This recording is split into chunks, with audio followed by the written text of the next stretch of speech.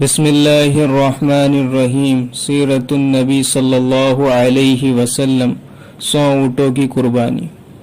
عبد المطلب کو یہ حکم اس وقت دیا گیا جب وہ اپنی منت بھول چکے تھے۔ پہلے خواب میں ان سے کہا گیا منت پوری کرو۔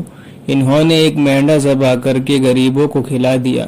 پھر خواب آیا اس سے بڑی پیش کرو۔ اس مرتبہ انہوں نے ایک بیل ذبح کر دیا۔ خواب میں پھر یہی کہا گیا اس سے بھی بڑی پیش کرو۔ اب انہوں نے اونٹ ذبح کیا۔ پھر خواب آیا اس سے بھی بڑی پیش کرو۔ انہوں نے پوچھا اس سے بھی بڑی چیز کیا ہے؟ تب کہا گیا اپنے بیٹوں میں سے کسی کو ذبح کرو جیسا کہ تم نے منت مانی تھی۔ اب انہیں اپنی منت یاد آئی، اپنے بیٹوں کو جمع کیا، ان سے منت کا ذکر کیا۔ سب کے سر جھک گئے، کون خود کو ذبح کرواتا۔ آخر عبداللہ بولے ابا جان آپ مجھے ذبح کر دیے۔ یہ سب چھوٹے تھے، یہ سب سے چھوٹے تھے، سب سے خوبصورت تھے، سب سے زیادہ محبت بھی عبد المطلب کو انہی سے تھی، لہذا انہوں نے قرعہ اندازی کرنے کا ارادہ کیا۔ تمام بیٹوں کے نام لکھ کر قرعہ ڈالا گیا۔ عبداللہ کا نام نکلا۔ اب انہوں نے چھری لی، عبداللہ کو بازو سے پکڑا اور انہیں ذبح کرنے کے لیے نیچے لٹا دیا۔ جو ہی باپ نے بیٹے کو لٹایا عباس سے ضبط نہ ہو سکا، فوراً آگے بڑھے اور بھائی کو کھینچ لیا۔ اس وقت یہ خود بھی چھوٹے سے تھے۔ ادھر باپ نے عبداللہ کو کھینچا۔ اس کھینچا تانی میں عبداللہ کے چہرے پر خراشیں بھی آئیں۔ ان خراشوں کے نشانات مرتے دم تک باقی رہے۔ اسی دوران بنو مخزوم کے لوگ آگے آ گئے۔ انہوں نے کہا آپ اس طرح بیٹے کو ذبح نہ کریں، اس کی ماں کی زندگی خراب ہو جائے گی۔ آپ رب کو راضی کرنے کے لیے بیٹے کا فدیہ دے دیں۔ اب سوال یہ تھا کہ فدیہ کیا دیا جائے۔ اس کی ترغیب یہ بتائی گئی کہ کاغذ کے ایک ٹکڑے پر 10 اونٹ لکھے جائیں، دوسرے پر عبداللہ کا نام لکھا جائے۔ اگر 10 اونٹ والی پرچی نکلے تو 10 اونٹ قربان کر دیے جائیں، اگر عبداللہ والی پرچی نکلے تو 10 اونٹ کا اضافہ کر دیا جائے۔ پھر 20 اونٹ والی پرچی اور عبداللہ والی پرچی ڈالی جائے۔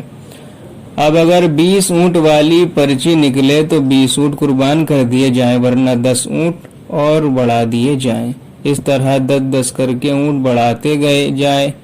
عبد المطلب نے ایسا ہی کیا، 10 اونٹ بڑھاتے چلے گئے۔ ہر بار عبداللہ کا نام نکلتا چلا گیا، یہاں تک کہ اونٹوں کی تعداد 100 تک پہنچ گئی۔ تب کہیں جا کر اونٹوں والی پرچی نکلی۔ اس طرح ان کی جان کے بدلے 100 اونٹ قربان کیے گئے۔ عبد المطلب کو اب پورا اطمینان ہو گیا کہ اللہ تعالیٰ نے عبداللہ کے بدلے 100 اونٹوں کی قربانی منظور کر لی ہے۔ انہوں نے کعبے کے پاس 100 اونٹ قربان کیے اور کسی کو کھانے سے نہ روکا۔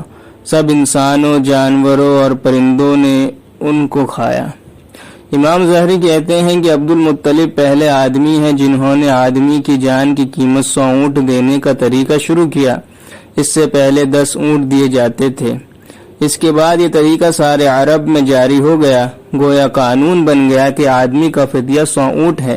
نبی کریم صلی اللہ علیہ وسلم کے سامنے جب یہ ذکر آیا تو آپ نے اس فدیے کی تصدیق فرمائی، یعنی فرمایا کہ یہ درست ہے، اور اسی بنیاد پر نبی کریم صلی اللہ علیہ وسلم فرماتے ہیں میں 2 ذبیحوں یعنی حضرت اسماعیل علیہ السلام اور حضرت عبداللہ کی اولاد ہوں۔ حضرت عبداللہ قریش میں سب سے زیادہ حسین تھے، ان کا چہرہ روشن ستارے کے مانند تھا۔ قریش کی بہت سی لڑکیاں ان سے شادی کرنا چاہتی تھیں، مگر حضرت عبداللہ کی حضرت آمنہ سے شادی ہوئی۔ حضرت آمنہ وہب بن عبد مناف بن زہرہ کی بیٹی تھیں۔ شادی کے وقت حضرت عبداللہ کی عمر 18 سال تھی۔ یہ شادی کے لیے اپنے والد کے ساتھ جا رہے تھے۔ راستے میں ایک عورت کعبے کے پاس بیٹھی نظر آئی۔ یہ عورت ورقہ بن نوفل کی بہن تھی۔ ورقہ بن نوفل قریش کے ایک بڑے عالم تھے۔ ورقہ بن نوفل سے ان کی بہن نے سن رکھا تھا کہ وقت کے آخری نبی کا ظہور ہونے والا ہے، اور ان کی نشانیوں میں سے ایک نشانی یہ ہوگی کہ ان کے والد کے چہرے پر نبوت کا نور چمکتا ہوگا۔ جو ہی اس نے عبداللہ کو دیکھا فوراً اس کے ذہن میں یہ بات آئی۔ اس نے سوچا ہو نہ ہو یہ وہی شخص ہے جو پیدا ہونے والے نبی کے باپ ہوں گے، اگر تم مجھ سے شادی کر لو تو میں بدلے میں تمہیں اتنے ہی اونٹ دوں گی جتنے تمہاری جان کے بدلے میں ذبح کیے گئے تھے۔ اس پر انہوں نے جواب دیا میں اپنے باپ کے ساتھ ہوں، ان کی مرضی کے خلاف کچھ نہیں کر سکتا، نہ ان سے الگ ہو سکتا ہوں، اور میرے والد باعزت آدمی ہیں، اپنی قوم کے سردار ہیں۔ بہرحال ان کی شادی حضرت آمینہ سے ہو گئی۔ آپ قریش عورتوں میں نسب اور مقام کے اعتبار سے افضل تھیں۔ حضرت آمینہ حضرت عبداللہ کے گھر آ گئیں۔ آپ فرماتی ہیں جب میں ماں بننے والی ہوئی تو میرے پاس ایک شخص آیا، یعنی ایک فرشتہ انسانی شکل میں آیا۔ اس وقت میں جاگنے اور سونے کے درمیانی حالت میں تھی۔ عام طور پر اس حالت کو غنودگی کہا جاتا ہے۔ اس نے مجھ سے کہا تمہیں معلوم ہے تم اس امت کی سردار اور نبی کی ماں بننے والی ہو۔ اس کے بعد وہ پھر اس وقت آیا جب نبی صلی اللہ علیہ وسلم پیدا ہونے والے تھے۔ اس مرتبہ اس نے کہا جب تمہارے ہاں پیدائش ہو تو کہنا میں اس بچے کے لیے اللہ کی پناہ چاہتی ہوں ہر حسد کرنے والے کے شر اور برائی سے، پھر تم اس بچے کا نام محمد رکھنا، کیونکہ ان کا نام تورات میں احمد ہے اور زمین اور آسمان والے ان کی تعریف کرتے ہیں، جبکہ قرآن میں ان کا نام محمد ہے اور قرآن ان کی کتاب ہے۔ ایک روایت کے مطابق فرشتے نے ان سے یہ کہا تم وقت کے سردار کی ماں بننے والی ہو، اس بچے کی نشانی یہ ہوگی کہ اس کے ساتھ ایک نور ظاہر ہوگا جس سے ملک شام اور بصرہ کے محلات بھر جائیں گے۔ جب وہ بچہ پیدا ہو جائے گا تو اس کا نام محمد رکھنا، کیونکہ تورات میں اس کا نام احمد ہے کہ آسمان اور زمین والے ان کی تعریف کرتے ہیں، اور انجیل میں ان کا نام احمد ہے کہ آسمان و زمین والے ان کی تعریف کرتے ہیں، اور قرآن میں ان کا نام محمد ہے۔ حضرت عبداللہ کے چہرے میں جو نور چمکتا تھا شادی کے بعد وہ حضرت آمینہ کے چہرے میں آ گیا تھا۔ امام ظہری فرماتے ہیں حاکم نے یہ روایت بیان کی ہے اور اس کو صحیح قرار دیا ہے کہ صحابہ رضوان اللہ تعالیٰ عنہم اجمعین نے حضور نبی کریم صلی اللہ علیہ وسلم سے عرض کیا اے اللہ کے رسول ہمیں اپنے بارے میں کچھ بتائیے۔ آپ صلی اللہ علیہ وسلم نے ارشاد فرمایا میں اپنے باپ ابراہیم علیہ السلام کی دعا ہوں، اپنے بھائی عیسیٰ علیہ السلام کی بشارت ہوں اور خوشخبری ہوں۔ جب میں اپنی والدہ کے شکم میں آیا تو انہوں نے دیکھا گویا ان سے ایک نور ظاہر ہوا ہے جس سے ملک شام میں بصرہ کے محلات روشن ہو گئے۔ حضرت آمینہ نے حضرت حلیمہ سعدیہ سے فرمایا تھا میرے اس بچے کی شان نرالی ہے، یہ میرے پیٹ میں تھے تو مجھے کوئی بوجھ اور تھکن محسوس نہیں ہوئی۔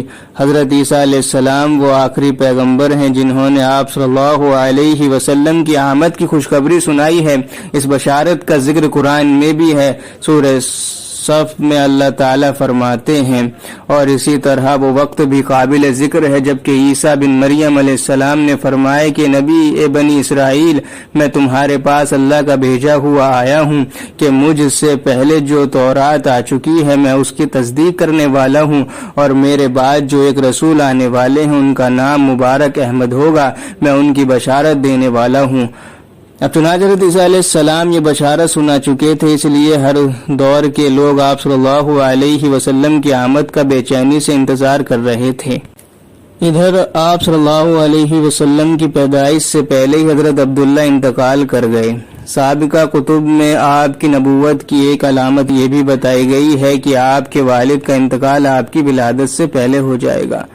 حضرت عبداللہ ایک تجارتی قافلے کے ساتھ تجارت کے لیے گئے تھے، اس دوران بیمار ہو گئے اور کمزور ہو کر واپس لوٹے۔ قافلہ مدینہ منورہ سے گزرا تو حضرت عبداللہ اپنی ننیحال یعنی بنو نجار کے ہاں ٹھہرے۔ ان کی والدہ بنو نجار سے تھیں، 1 ماہ تک بیمار رہے اور انتقال کر گئے، انہیں یہیں دفن کر دیا گیا۔ تجارتی قافلہ جب حضرت عبداللہ کے بغیر مکہ مکرمہ پہنچا اور عبد المطلب کو پتہ چلا کہ ان کے بیٹے عبداللہ بیمار ہو گئے ہیں اور مدینہ منورہ میں اپنی ننیال میں ہیں تو انہیں لانے کے لیے عبد المطلب نے اپنے بیٹے زبیر کو بھیجا۔ جب یہ وہاں پہنچے تو عبداللہ کا انتقال ہو چکا تھا۔ مطلب یہ ہے کہ آپ صلی اللہ علیہ وسلم اس دنیا میں اپنے والد کی وفات کے چند ماہ بعد تشریف لائے۔